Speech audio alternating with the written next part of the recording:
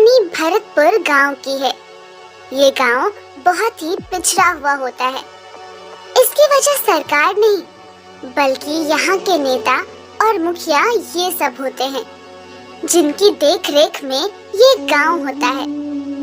गांव में किसी भी विकास कार्य पर कोई ध्यान नहीं दिया जाता है, क्योंकि सरकार के द्वारा भेजे गए पैसों से ये सभी अपनी अपनी जेबें भरते हैं।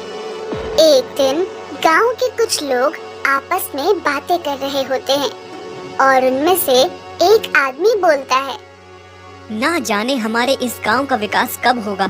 हमारे मुखिया और उनके साथ काम कर रहे उनके सारे दोस्त यारों को अपनी जेब भरने से ही फुर्सत नहीं है और ना ही अपनी जिम्मेदारी का एहसास है।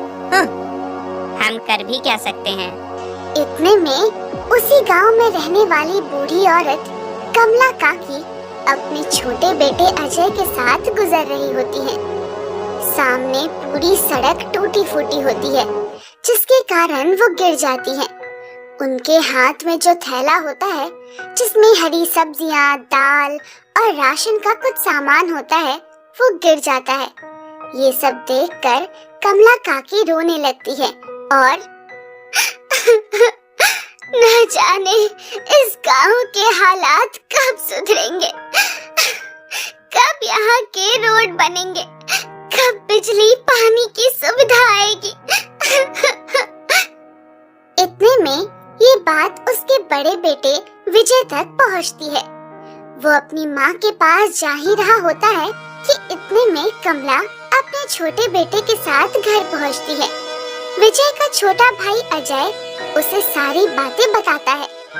विजय बहुत ही चालाक और होशियार होता है अपने भाई की बात सुनकर। हमें अपने गांव की स्थिति को सुधारने के लिए कुछ करना होगा। सरकार हमारे गांव के विकास के लिए पैसा देती होगी। हमें पता लगाना होगा कि ये सब नेता और मुखिया मिलकर उस पैसे का क्या करते हैं। विजय का छोटा भाई अजय उस समय मुखिया के यहाँ चाय बनाने का काम करता है। विजय अपने गांव का विकास करने और मुखिया और बाकी के नेता को सबक सिखाने का सोचता है। विजय अपने छोटे भाई को बुलाता है और कहता है, अजय मेरे भाई, तुझे एक काम करना है। तुझे मुखिया और उसके पास जो भी नेता आते हैं उनके बीच हो रही बातों को मुझे बताना होगा और सरकार द्वारा दिए गए पैसे को वो कहाँ खर्च करते हैं, ये सब भी तुझे पता लगाकर मुझे बताना होगा। हाँ। भाई की बात सुनकर, भाई आप इससे क्या करोगे? बस तू देखता जा, आप मैं कैसे अपने गांव का विकास करता हूँ। उसके बाद एक दिन जब अजय मुखिया के घर पर चाय बनाकर सबको देने जाता है, तो वो उन नेताओं और मुखिया की बात सुन लेता है, जहाँ मुखिया जी कह रहे होते हैं, सुनो भाई लोग, सरकार ने गांव के रोड बनाने के लिए पैसे भेजे हैं। कल उस पैसे से मेरे पुराने वाले घर में बिरयानी पार्टी करते हैं। हाँ। ये सब सुनकर मुखिया जी के साथ के सारे दोस्त खुश हो जाते हैं और वहाँ से अपने अपने घर चले जाते हैं। उसके बाद अजय ये बात अपने भाई विजय को बता देता है। अगली रात जब मुखिया अपने बाकी नेता दोस्तों के साथ बिरयानी पार्टी कर रहा होता है, तभी विजय गांव के एक पेड़ के ऊपर एक माइक में एक आवाज को रिकॉर्ड करके छुपा देता है। विजय के पास उस माइक का रिमोट होता है।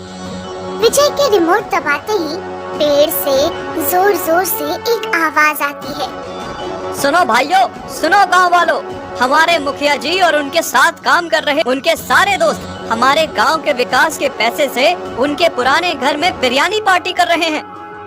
आवाज सुनकर सारे गांव वाले उस पेड़ के पास जाते हैं और पेड़ से आ रहे आवाज को सुनकर बहुत हैरान हो जाते हैं।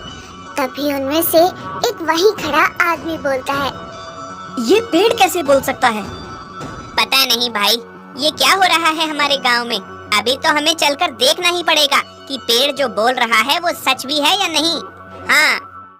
उसके बाद सारे गांव वाले मुखिया के पुराने घर पर जाते हैं, तो सच में वो सभी वहाँ बिरयानी पार्टी कर रहे होते हैं। ये सब देखकर गांव वाले चुपचाप बिना कुछ कहे वहाँ से चले आते हैं।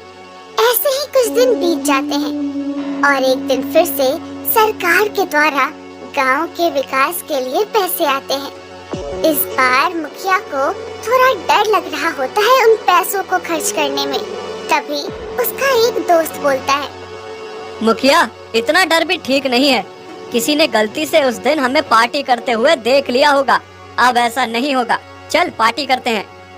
ये सुनकर मुखिया के अंदर फिर से हिम्मत आ जाती है और वो फिर से उन पैसों को अपने किसी दोस्त के बेटे के जन्मदिन पार्टी पर खर्च करने का सोचता है।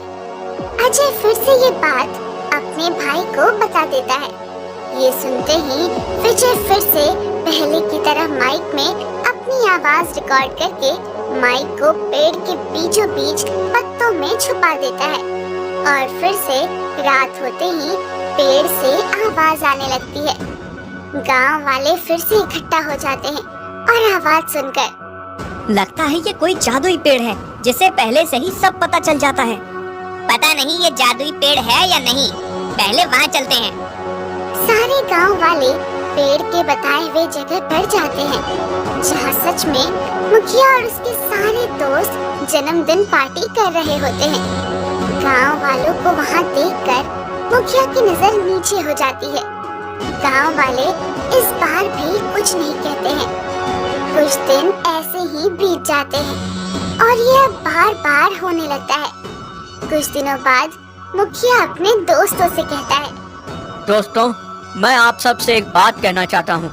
मुझे मेरी गलती का एहसास हो गया है और अब मैं गांव के विकास के लिए आने वाले पैसे को गांव के विकास पर ही खर्च करूँगा, ना कि यहाँ वहाँ। हाँ। मुखिया की बात सुनकर उनका दोस्त कहता है, यार, तू क्या बात कर रहा है? अगर तू इन पैसों को गांव के विकास पर खर्च कर देगा तो हम मौज मस्ती कैसे करेंगे? हमने बहुत मौज मस्ती कर ली गांव के विकास के पैसे से। अब मैं गांव वालों की नजरों का सामना भी नहीं कर पा रहा हूँ और वो लोग बिना कुछ कहे चुपचाप चले जाते हैं। मैं अपने आप को एक गुनहगार समझने लगा हूँ। ऐसा लगता है मानो हर एक गांव वाले की आंखें मुझसे प्रश्न पूछ रही हैं कि मैं उनके गांव का विकास क्यों नहीं करवा पा रहा हूँ। उसके बाद मुखिया और उसके सारे दोस्त बदल जाते हैं। उन सबको अपनी गलती का एहसास हो जाता है और वो गांव के विकास के पैसों को अब गांव के विकास पर ही खर्च करते हैं। कुछ ही दिनों में गांव की काफी समस्याएं दूर हो जाती हैं। अब गांव वाले उस पेड़ को पूजने लगते हैं और उनमें से एक आदमी कहता है, ये सब इस जादुई पेड़ की वजह से हुआ है। इसी की वजह से उन सबको अपनी गलती का एहसास हुआ। हाँ। भीड़ में खड़े दोनों भाई अजय और विजय ये सुनकर मुस्कुराने लगते हैं।